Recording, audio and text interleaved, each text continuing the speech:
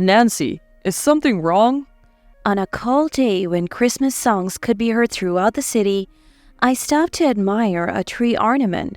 My husband, a few steps ahead, noticed and turned back, tilting his head in curiosity. His ears, reddened by the cold, peeked out from beneath his warm smile. I found his appearance endearingly sweet. "No, nothing's wrong. Let's head home and have dinner. It's especially chilly today, so I've prepared a hot, delicious gratin." Oh, I'm looking forward to it. Laughing together, we held hands and began walking back home. Suddenly, a familiar Christmas song began to play somewhere nearby. I'm Nancy. What I'm about to share is a slightly magical Christmas miracle I experienced a few years ago and the story leading up to it. You're late. Greeted, not with a welcome but a shout, I stood confused. Where have you been? Just the nearest grocery store. It was mid-December. I had just been yelled at and sent out of the house without even a coat in the biting cold. What? Are you mocking me? I'm the breadwinner. When I come home from work, I expect a proper meal. Can't you even do that simple thing? My husband was furiously yelling at the dinner I had prepared. No nuts? Seriously, how can you look so nonchalant about it? A salad without nuts is unthinkable. Are you kidding me? He had yelled at me for this, so I grabbed my wallet and ran to the grocery store, hurrying back. But my panting only made him more irate. What, the grocery store? Are you out of your mind? Which is cheaper, that or the supermarket? He pointed at the nuts I had just bought, his face a mix of disbelief and annoyance. Have you lost your sense of money? I couldn't hold back any longer and retorted, "I always shop at the regular supermarket, but it's far and I forgot the nuts this time. You would be angry if the soup got cold, so I went to the nearest grocery store." Sure, I forgot to put nuts on the shopping list, and I personally think a salad without nuts is fine. I don't understand why he has to be so angry. But my husband's anger didn't subside at all. Are you kidding me? Not even going to apologize? I did apologize earlier, didn't I? What's that attitude? You always... My retort only fueled his anger further, and for nearly an hour he continued to vent his frustrations at me. Finally, he snapped. How can I eat this cold stuff? He flipped the salad plate and stormed out to eat elsewhere. A few days later, I was cleaning the yard of my childhood home, which was for sale, and decided to visit the neighborhood grandma. "Hey, Grandma, your revelation, it's the first time it didn't come true." "I never did any revelation." Grandma, who had adored me since I was little, smiled ambiguously. "What? Everything you said since I was a kid came true. If it wasn't revelation, then a prophecy?" I chuckled wryly. "Remember when you told me not to go shopping downtown today? Lightning struck the store I was going to and it caught fire. And when I wanted to laze at home and play games the day before a day off, you advised me to go out because it would be sunny. I reluctantly went, and when I returned, there had been a burglar at home. If I had been there, I would have encountered the burglar." Thinking back, it still scares me. The burglar, later caught elsewhere, had a knife. The thought of what could have happened frightens me. Grandma had accurately predicted many things, like a real prophet. "Hey, Grandma? Even when I tried to dismiss it as coincidence or imagination, Grandma listened quietly as my voice faltered. Mom was a single mother. Wouldn't have been prepared for her illness if you hadn't predicted it. She said, "Grandma made a revelation. Nancy will have something incredibly joyous happen this Christmas." It comforted her, knowing her daughter would have a future filled with smiles. Grandma's revelation in the hospital had been a beacon of hope for Mom, and a testament to her love for me. So when John proposed to me on Christmas, I thought this was the revelation. John, whom I met through an acquaintance, seemed humble and kind, but after marriage, he became domineering and, like the recent nut incident, got angry on trivial things. complaining the meal was too cold or the fruit too warm, despite being the one ignoring the food for his phone. I felt suffocated, constantly criticized for everything I did, be it cooking, cleaning, or laundry. I don't want to go home to him, I murmured, fighting back tears. But then, isn't it getting late? Don't you have dinner to prepare? Grandma looked at the sky, urging me, heavy-hearted, to get going. I felt gently rejected and slowly stood up. It's okay. If you stand firm on your own feet, you will face many hardships. But you'll find happiness. A truly joyous Christmas is coming. Live upright and true. God is watching. I turned quickly at the words whispered to my bowed head. Is that a revelation? Who knows? I'm just Grandma. She dodged the question with an ambiguous smile. All right, I understand. If I try hard, John will change, right? Maybe it's too early to consider the revelation wrong. I decided to switch gears and keep trying. Yet, Dinner, bath towel, iron shirt. My husband's attitude worsened at an accelerating pace. Not even a year into our marriage, he began to command me, as if it were natural, devoid of any kind words, always irritable and domineering. What's wrong with you? Oh, what happened? One night again, he was angry. You don't greet me when I come home tired from work and instead wander around until this hour, and now you want me to microwave the meal? Don't joke with me. Feeling the pressure, I sighed. I told you, didn't I? I had a neighborhood festival planning meeting today. I even wrote it in a memo. Shut up. You think that's an excuse to serve me a half-hearted meal? How half-hearted? It's all homemade. The same number of dishes as usual. If it's not fresh, it's half-hearted. His claims were unreasonable. The most important thing for you should be me, the one providing for you. You're my wife. Obey my orders. Such a thing? His words left me speechless. Without parents or relatives, you wouldn't survive if abandoned. A woman like you should just worship me silently. If you resist, it's divorce. He sneered at me, seemingly revealing his stress by subjugating me. But the bath towel? I wanted to scream, I can't stand this anymore. But that would worsen his mood. That night, amidst the snow and rain, with nowhere to go, I reluctantly prepared the bath towel for him. After days like this, I collapsed from severe abdominal pain while shopping at the supermarket and was rushed to the hospital by ambulance. Hearing the doctor's explanation, my vision blurred. The disease is transmitted to sexual contact. Both you and your husband need treatment. You didn't notice it because there were no symptoms. Given the progression, surgery is necessary, and unfortunately, it's very unlikely that you will be able to have children in the future. The doctor, compassionate yet direct, left and my husband hurried after him. Can't have a baby? Repeating the harsh reality, I felt despair. I need to hear more from the doctor. With unsteady legs, I followed the doctor and my husband. Doctor? John? But what I overheard stopped me cold. So everyone I've been involved with needs to be tested? Yes. Without simultaneous treatment, the infection will just recur. Will they know what the test is for? Yes. He was quick to seek treatment for himself, but not a word of concern for me. And my baby? For me, an orphan, a new family was a cherished dream. A husband, children, a happy home filled with laughter. Tears fell heavily onto the smiling photo of my mother. I clutched in my hands. Mom? Unable to hold back, my voice broke through, mingled with tears, as I covered my mouth. Then, what are you lazing around for? You haven't prepared dinner or a shower. Leaving me, the breadwinner of this family, neglected while you wallow in sadness? Here's your punishment, a divorce application. My husband stormed in noisily and thrust a divorce application at me, sitting dejectedly.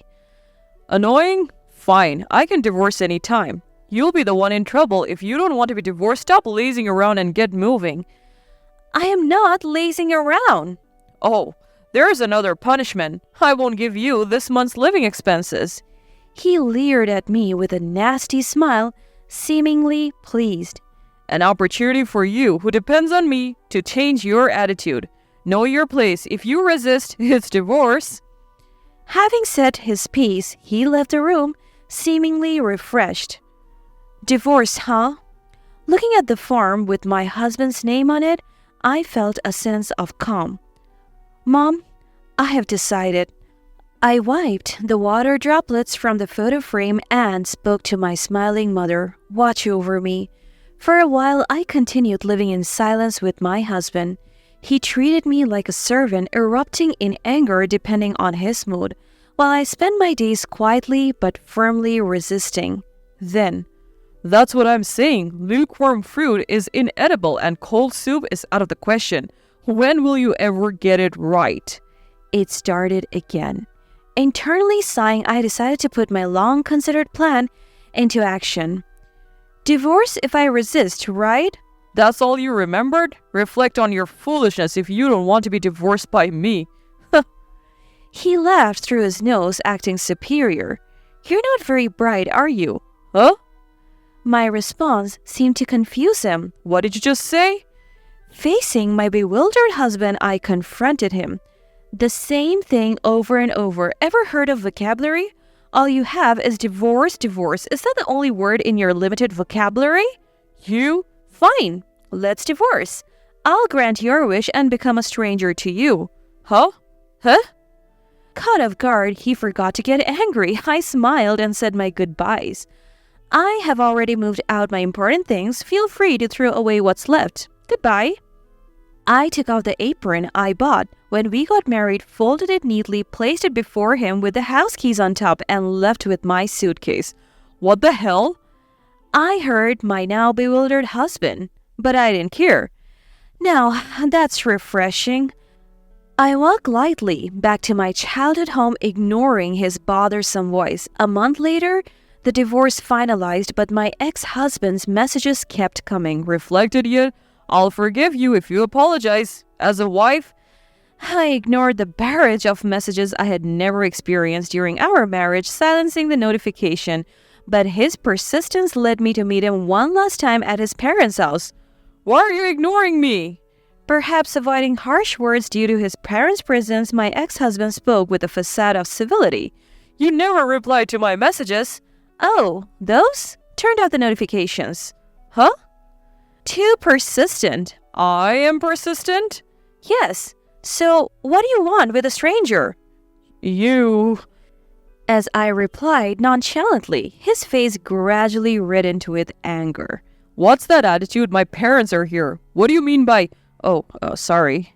Finally, he raised his voice, but noticing his parents' disapproving looks, he apologized for the first time in our marriage. I managed to suppress my urge to mock him as he apologized. Wow, you can apologize? That's amazing. Continuing the conversation, I asked, so what do you want with your ex-wife after the divorce? Despite the presence of his parents, my ex-husband seemed puzzled by my relaxed demeanor, but got to the point. Hold on, aren't you suffering after divorcing me? How are you managing to live now?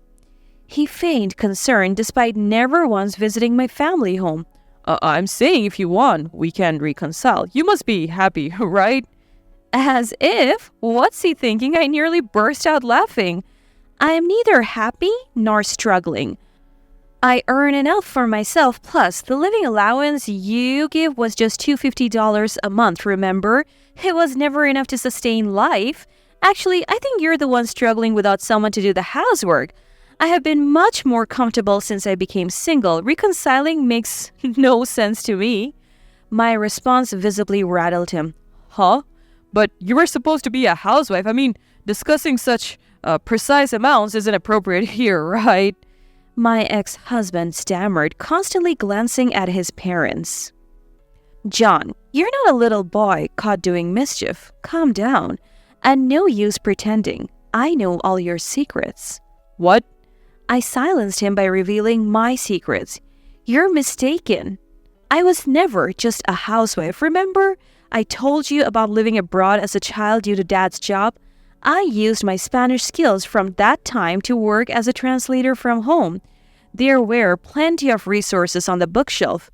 Huh? But those foreign language books? They were original manuscripts and resources for translation. You never touched them because you couldn't read them. Thankfully, you never found the recording equipment either. Huh? He gasped at the mention of recording. His father, who had discovered the truth, presented the physical evidence. See, they already know how you treated me. Your parents apologized, crying. They said they were sorry for raising a son who could do such terrible things. Well, As he tried to escape the awkwardness, his mother made him sit back down. I then pulled out a document I had prepared. This is the copy of the divorce application I filed. I made sure the part with a sticky note was visible to my ex-husband. What? You know about this, right? No way! His trembling was understandable. I was pointing to the witness section where a name well known to my ex-husband was written. There weren't enough spaces in the form, were there? After all, you had more than 2 affairs, right? Wait a minute. No way I'm waiting. Before I could strike the final blow, a resentful voice spoke up. John, you hid the disease from us, didn't you? And all of us were only involved with you, which means you brought it from somewhere else, right? Oh, no. And what do you mean I was just an affair? You said we would get married someday. That's something only a single man should say. Oh. We saw how you treated your wife, not just us. You're a woman's enemy, humanity's enemy, the worst kind of person. Oh. Surrounded by the woman he had affairs with, my ex-husband was paralyzed with shock. His parents sighed deeply at their son's actions. Yes, I had secretly contacted my ex-husband's mistresses, whom I discovered through a private investigator. I spilled everything to his parents, and that led to this moment. Just give up. Oh my God. Following a strong request from his parents saying their son needed to reflect, the mistresses and I demanded compensation from him. Moreover, his employer, a friend of my ex-mother-in-law, arranged for the payments to be deducted from his salary, ensuring he couldn't escape. Forcibly returned to his parents' home, my ex-husband, under their strict supervision, would be burdened with paying compensation for a long time. 6 years later. Nancy, is something wrong? It was a cold day with Christmas songs playing all around town. When I stopped to admire a tree decoration, my husband, who had walked ahead, turned back and tilted his head. His ears, red from the cold. Our young daughter, held in his arm, also had rosy cheeks. Oh, how adorable, I thought, cherishing them deeply. Grandma's revelation was really something, I murmured softly. My current husband is actually the brother of one of my ex-husband's mistresses. We got along strangely well with those women and kept in touch. He was the one who comforted me when I was down. It's a truly bizarre story. If I hadn't married my ex-husband, I probably would never have met my current husband. It seems that hardships do lead to happiness, just as Grandma's revelation said. Moreover, after getting together with him, we even had a baby. Despite being told it was highly unlikely. I remember being informed of my pregnancy at the emergency hospital one Christmas when I felt ill. My husband and I jumped for joy. And the nurse, although pleased, chided us to keep calm because of my condition. It's a real Christmas miracle. I think about this deeply every season. Despite being hurt a lot because of my ex-husband, now I am this happy. Mom! Pulled from my thoughts by my daughter who left my husband's arms to cling to me, I returned to the present. It's nothing. Let's head home and have dinner. It's particularly cold, so I've prepared a delicious hot gratin. Oh, can't wait. Yay! Laughing together, the three of us held hands and walked back home. Somewhere nearby, a familiar Christmas song started playing again.